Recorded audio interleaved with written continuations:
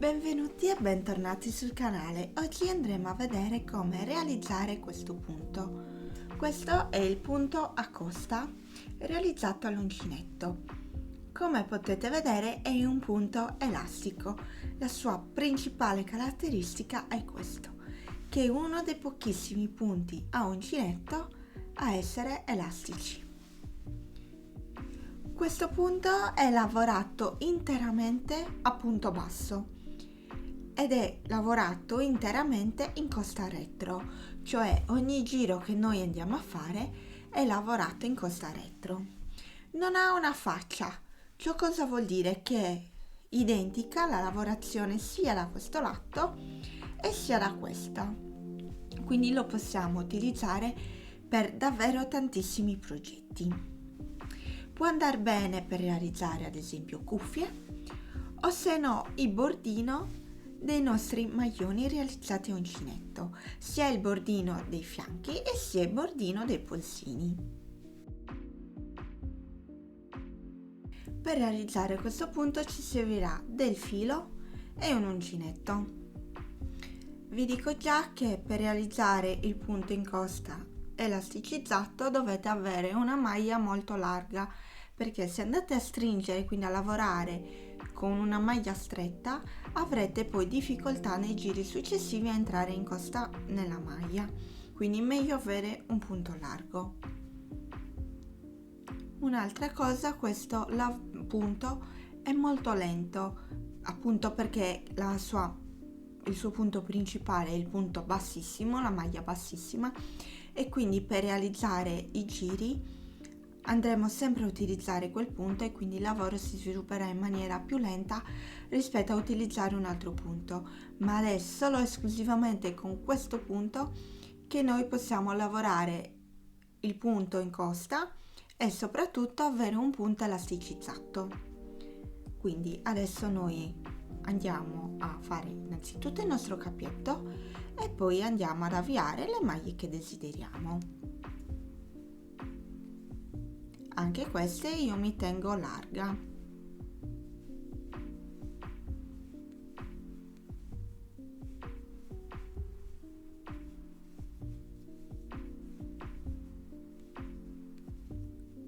Una volta realizzate le catenelle che desideriamo, saltiamo la prima catenella dall'uncinetto e andiamo a fare una maglia bassissima nella seconda.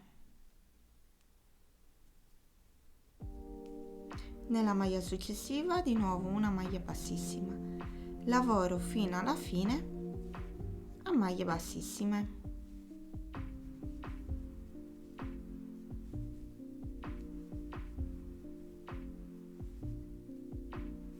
Mi raccomando, ricordatevi che dovete lavorare con un punto largo, quindi non stringete troppo.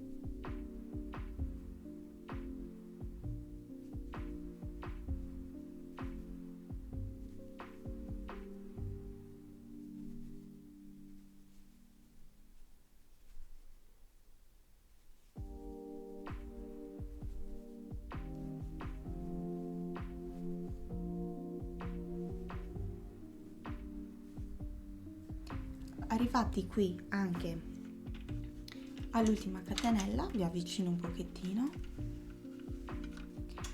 dobbiamo andare a fare una catenella e dobbiamo entrare qui in questo punto,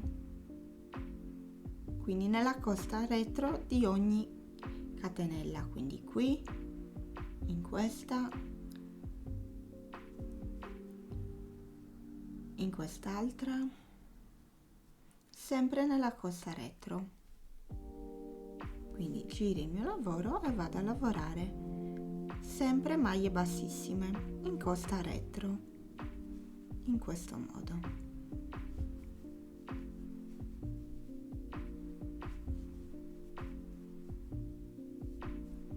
Mi raccomando, non vi scoraggiate nei primi giri, perché nei primi giri il punto e l'elasticità del punto non si vedranno. Quindi realizzate almeno un 5 giri prima di valutare come sta uscendo il vostro lavoro.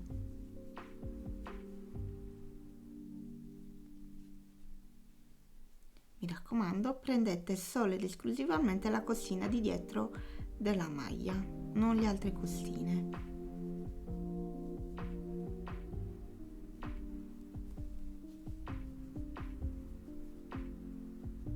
Vedete, io queste le ho lavorate leggermente più strette rispetto alle altre e sto avendo difficoltà a entrare nella maglia, per quello che vi dico di lavorare larghi.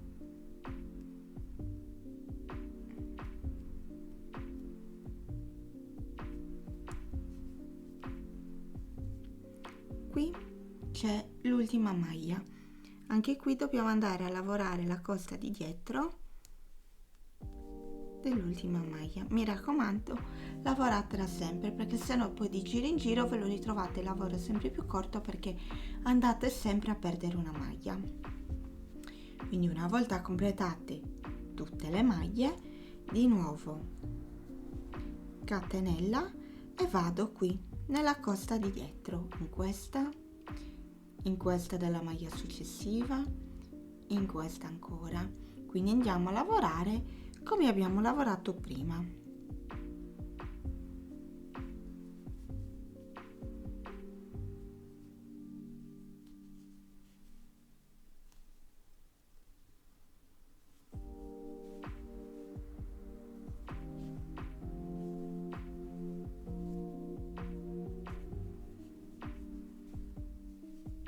Se lavorate con un filo grosso o di media grossezza, il lavoro si vedrà meglio e sarà relativamente anche più veloce realizzarlo. Se lavorate ad esempio con il cotone, vi sembrerà un lavoro molto più lungo, perché il cotone, essendo un filato abbastanza fine, ci vorrà più tempo e più filato naturalmente poi per andare a realizzare il vostro lavoro.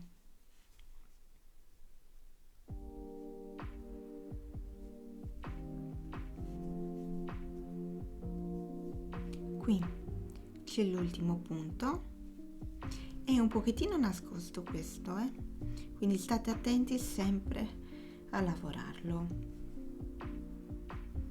Finito nuovamente il giro, il punto inizia a intravedersi, però meglio lavorare ancora un paio di giri in modo da vederlo meglio. Adesso di nuovo catenella ed entro nella maglia retro di ogni maglia, quindi ripeto sempre lo stesso punto come l'ho ripetuto in questi 2 giri che abbiamo lavorato. Quindi vado a fare maglie bassissime in costa retro.